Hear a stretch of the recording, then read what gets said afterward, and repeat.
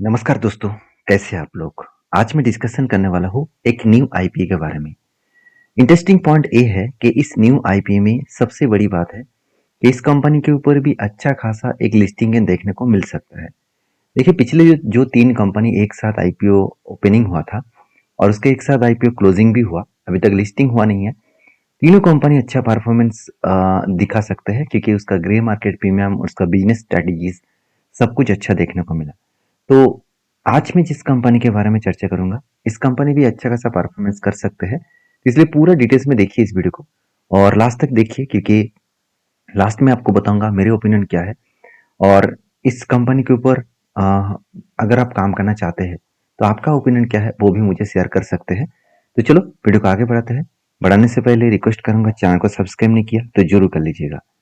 तो सबसे पहले कंपनी की अगर मैं वेबसाइट को विजिट करूं तो कंपनी का नाम आप देख सकते हैं VMS TMT लिमिटेड। देखिए नाम से आपको पता चल चुके हैं कि कंपनी का बिजनेस क्या है। बिजनेस मतलब TMT रॉड्स का बिजनेस है। देखिए इस फील्ड में बहुत सारे प्लेयर्स है, ऐसे नहीं कि ये अकेला है और मार्केट में राज करेगा, ऐसे बिल्कुल नहीं है। फिर भी मैं आपको डिटेल्स कुछ पॉइंट्स दिखाऊंगा जिसके बारे में पता चलेगा कि कंपनी कितना स्ट्रांग है और आगे कितना स्ट्रांग बढ़ सकते हैं। देखिए कोई भी डेवलप कंट्रीज में एक चीज को हमेशा याद रखना, वहां पे जितना डेवलपमेंट होगा उतना ही कंस्ट्रक्शन का बिजनेस बढ़ेगा और उतना ही कंस्ट्रक्शन बिजनेस बढ़ेगा मतलब रॉड का जो डिमांड है, मतलब TMT रॉड का जो डिमांड है वो बढ़ता चला जाएगा। तो इस पॉइंट ऑफ बेसिस में कंपनी देखिए 2023 में टोटल जो इनकम किया था आप देखेंगे 2023 में करीबन 88,000 करोड़ का, सॉरी यहाँ पे करोड़ों में है कि लाख ना लाखों में है, चलो 88,250 लैक्स, तो अराउंड अराउंड आप 882 करोड़ आप बोल सकते हैं।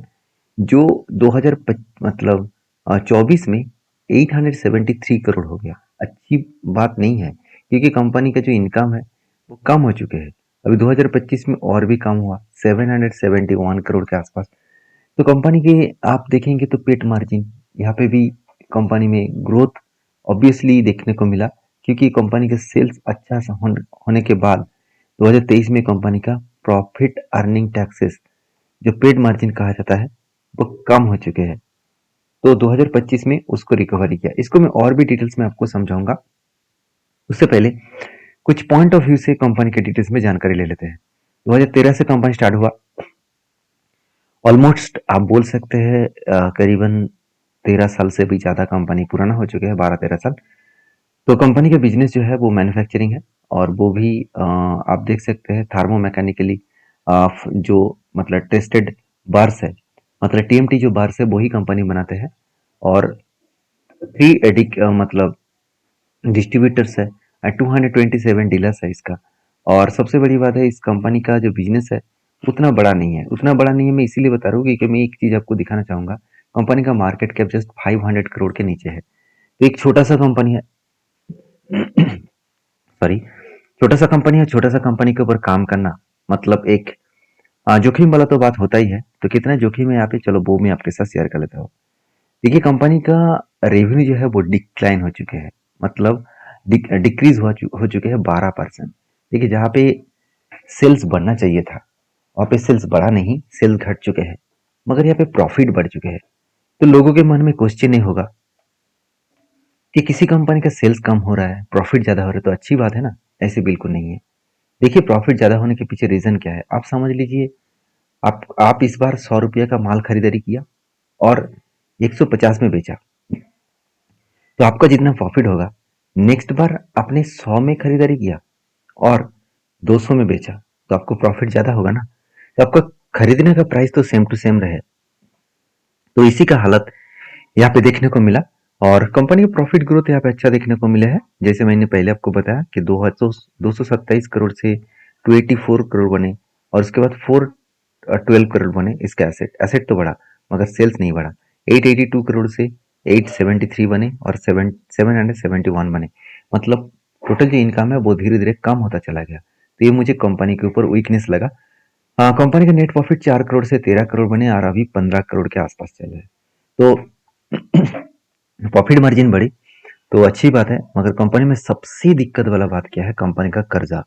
162 करोड़ था, उसके बाद मतलब ऑलमोस्ट 200 करोड़ के आसपास बने, और अभी 275 करोड़ और करंटली 300 करोड़ के आसपास चला था। इसका मतलब जो कर्जा है, वो कर्जा बहुत ज्यादा देखने को मिले। अभी एक चीज को नोटिस करना, कंपनी के जो मार्केट कैप है करीबन 500 करोड़ के आसपास, और कंपनी का आरओसी वो 12% है, जो 15% के ऊपर होता तो अच्छा माना जाता। और पेट मार्जिन देखिए बहुत कम है, 1.91%। मतलब जो प्रॉफिट अर्निंग टैक्सेस है, आपको लग रहा है कि चलो प्रॉफिट बहुत ज्यादा हुआ, ऐसे बिल्कुल नहीं, 1.91% है, बहुत ज्यादा नहीं है। इबिटा मार्जिन भी उतना खास देखने को नहीं मिला। सबसे बड़ी बात है कंपनी का कर्जा, 6% का डेप्थ ऑफ इक्विटी है। सोचिए कितना बड़ा कर्जा है।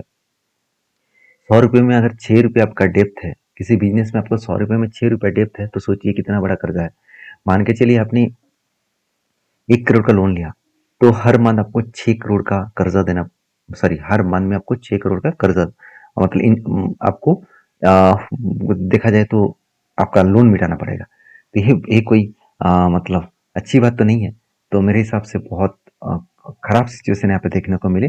बाकी अर्निंग पर शेयर 4.45 है, और इसका जो वैल्यूएशन है वो 22 के आसपास है, और मार्केट में लिस्टिंग होने के बाद इसका वैल्यूएशन 14 के आसपास हो जाएगा। तो एक चीज यहाँ पे मैं दिखाना चाहूंगा, इस फील्ड में बाकी जो कंपनी है वो कैसे काम कर रहा है। जैसे देखिए, आप देख सकते हैं, कामधेनु कंपनी है, उसके बाद Biraja Arcon and steel company है, बीएमडब्ल्यू इंडस्ट्रीज है, साथ ही साथ देखा जाए तो इलेक्ट्रोथर्म, मतलब इलेक्ट्रोथर्म्स इंडिया लिमिटेड है। तो इस कंपनी का परफॉर्मेंस देखिए कितना बढ़िया है, और बाकी कंपनीज का हालत सेम टू सेम है जिस तरीके से वीएसएम का है। और अगर मैं वैल्यूएशन के बारे में बात करूं, तो ये जो कंपनी है इसका अर्निंग पर से तो बहुत अच्छा है, मगर इसका वैल्यूएशन बहुत खराब है, और बाकी कंपनीज का वैल्यूएशन बराबर है। तो इस हिसाब से देखा है तो कंपनी का वैल्यूएशन थोड़ा सा हाइक है, बाकी परफॉर्मेंस वाइज तो ठीक ठाक है। फिर भी कंपनी के ऊपर मुझे फाइनेंशियल डेटा मुझे उतना खास नहीं लगा। और एक चीज मैं बता दूं, कंपनी किस लिए फंडिंग उठा रहा है। कंपनी बता रहा है कि मैं अब खुद का जो कर्जा है उसको मिटाने वाला हूँ। 115 करोड़ वो कर्जा मिटाएगा। इसका मतलब जो 300 करोड़ का कर्जा है, उसमें से 115 करोड़ मिटा जाएगा। मतलब अभी भी ऑलमोस्ट 200 करोड़ के आसपास कर्जा अभी भी कंपनी के हाथ में होगा। तो अभी भी बहुत कर्जा है। तो इस फंडिंग उठाने के पीछे कितना पैसा वो फंडिंग उठाएगा वो भी देख लीजिए। टोटल इशू साइज है 148 करोड़, जिसमें कर्जे के पास जाएगा, और कुछ खर्चा बिजनेस के पर्पस में लगेगा। और कंपनी जो प्राइस बैंड रखा है 94 से लेकर 99 रुपीज के आसपास, तो इस प्राइस बैंड के हिसाब से आपको आईपीओ के ऊपर अप्लाई करना होगा। तो 150 क्वांटिटी आपको खरीदारी करना होगा, और एक लॉट के लिए आपको टोटल 15,850 रुपीज देना पड़ेगा। तो सारे पॉइंट्स मैं आपके सामने मेंशन कर चुका हूँ। अभी जो पॉइंट्स मैं आपके साथ मेंशन करूंगा, देखिए इसका डेट 17 तारीख इसका आईपीओ का ओपनिंग डेट है, 19 तारीख इसका लास्ट डेट है, और आईपीओ लिस्टिंग डेट मिलेगा आपको 24 तारीख को।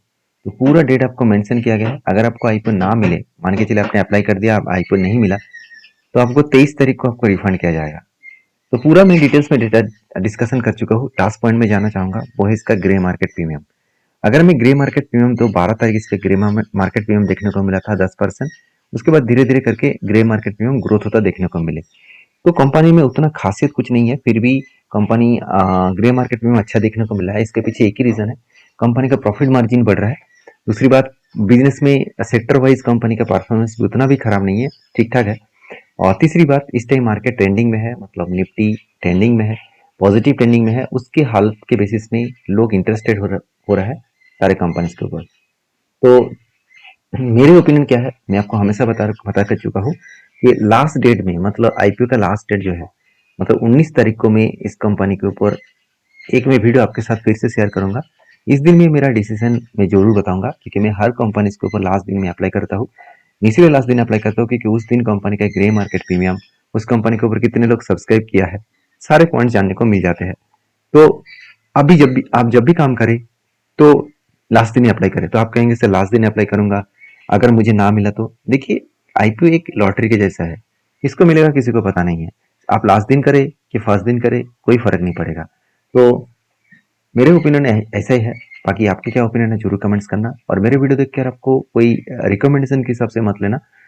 सारे पॉइंट्स में आपको एज एजुकेशन पर्पस में डिस्कशन किया हूँ, तो चीज़ों को समझिए और उसके बाद अप्लाई करिए। मिलते हैं नेक्स्ट वीडियो में, तब तक के लिए धन्यवाद।